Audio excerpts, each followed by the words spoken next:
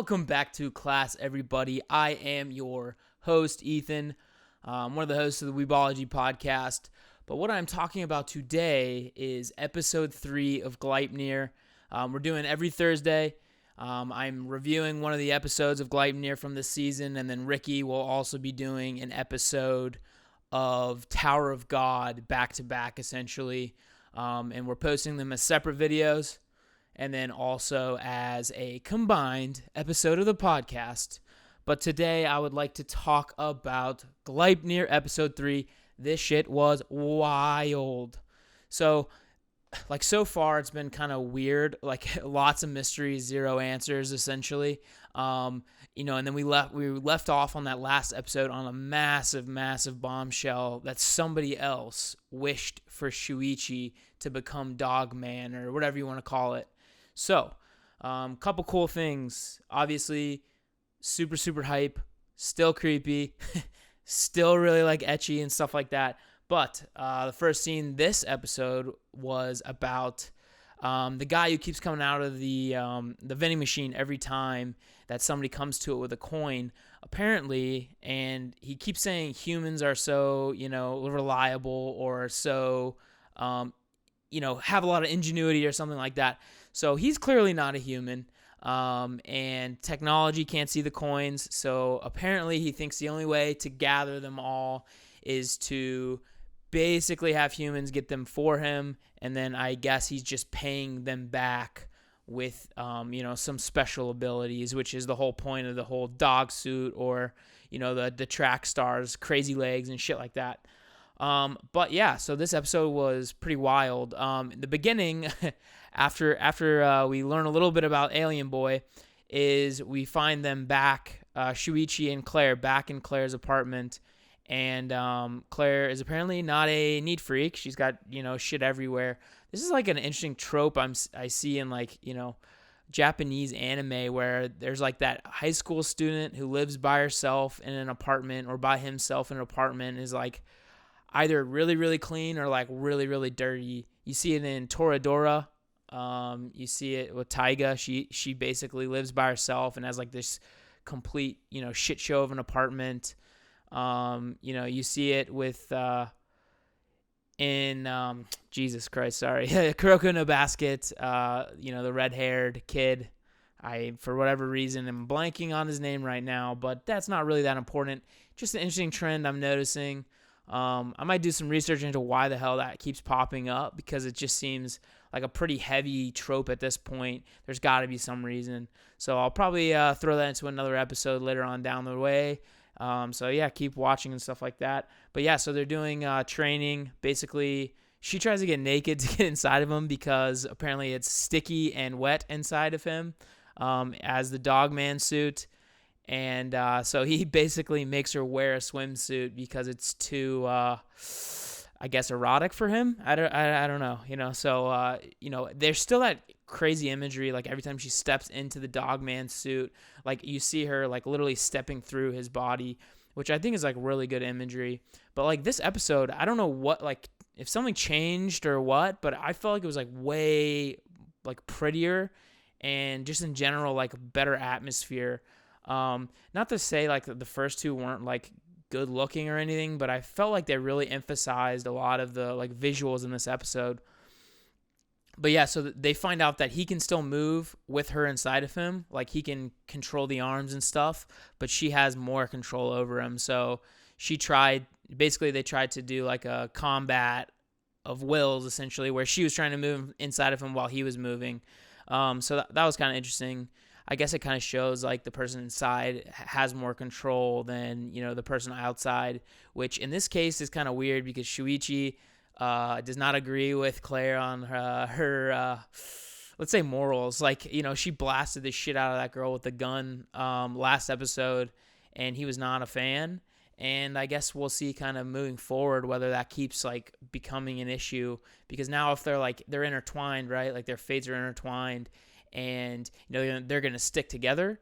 If she keeps doing stuff that he doesn't like we'll just have to see what ends up happening.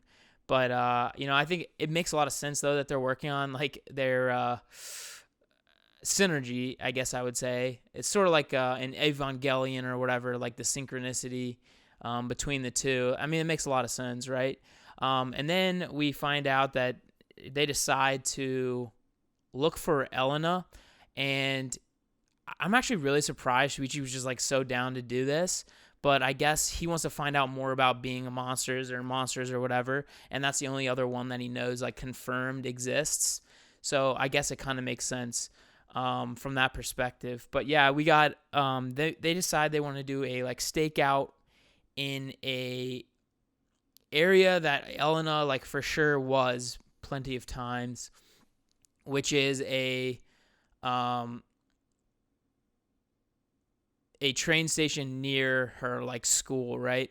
So they have a piece of Elena's clothes, and they make Shuichi with his dog nose smell it to see if he can basically track the scent later on.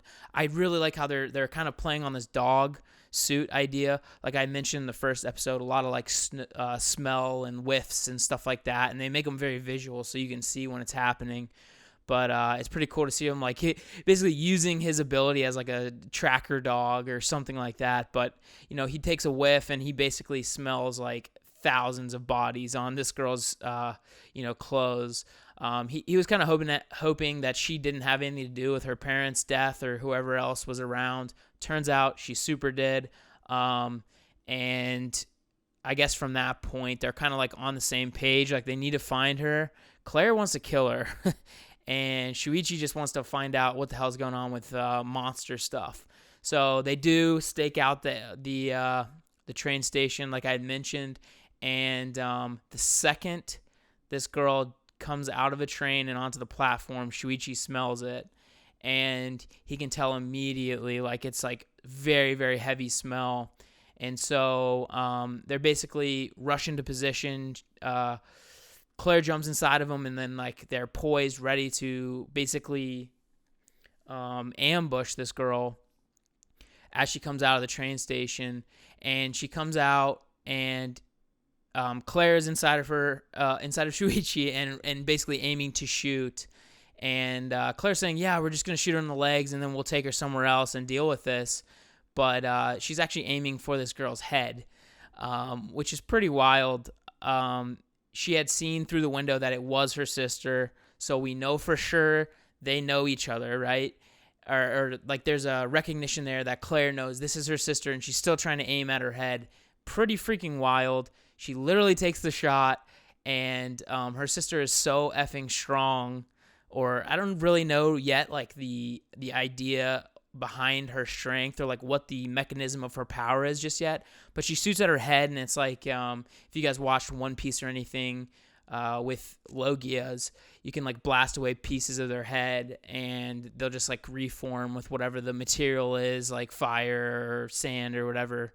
And she has this like, it's hard to explain, like a black mist almost, but it's like a menacing black mist. And she just kind of reforms behind him and basically says, you're okay. Like, I think that your reasons for wanting to kill me are just. Let's just make sure that we get out of here so that, we aren't, in the way of other people, essentially. But this is the weird part for me. So they literally are walking, like, down a, those little roads and sidewalks next to canals all throughout Japan, apparently, throughout anime. Well, he's like walking her down one with his gun drawn as his dog suit.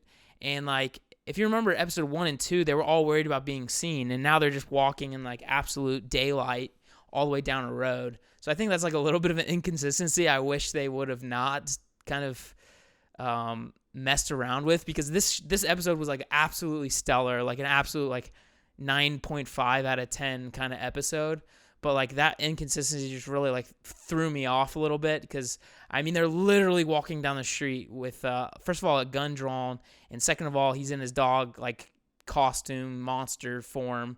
And so she basically starts talking to him and says, "Look, I know you deserve to be mad at me. What I did to you wasn't fair, whatever. She goes, "I know who you are." And Claire freaks out, Shuichi freaks out, and she goes, "It's because of me you're like that, Shuichi." And she didn't even know Claire was inside of her. or inside of Shuichi, and Claire actually screams through the body, and then it gets like absolutely fucking real. There's like a weird situation where she doesn't know it's actually her sister, so she does that weird like teleportation thing behind her, and is like, no girl can be inside of Shuichi, he's mine, essentially. So this is pretty wild. I think clearly that there's some kind of relationship between Elena and Shuichi, whether he knows it or not. I really like that they kicked up, the action for sure, but more the tension in this episode.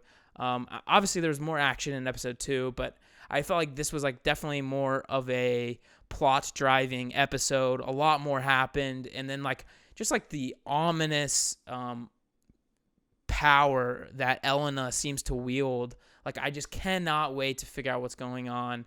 And I just, like I said, 9.5 episode, still absolutely hate the OP. Like, they try to be really creepy in the beginning, and they do a great job, and then screech the whole way through. I think it's probably the worst I've ever heard. But yeah, like I said, liking the show so far. Definitely the best episode. Definitely check it out. And yeah, just wanted to kind of throw down some thoughts real quick. But thank you guys so much for watching. Please like, comment, and subscribe. And make sure you hit the little notification bell so you can always be notified when we post another video. Go check out Rick's videos over there on Tower of God. But yeah, I will see you guys later. Peace.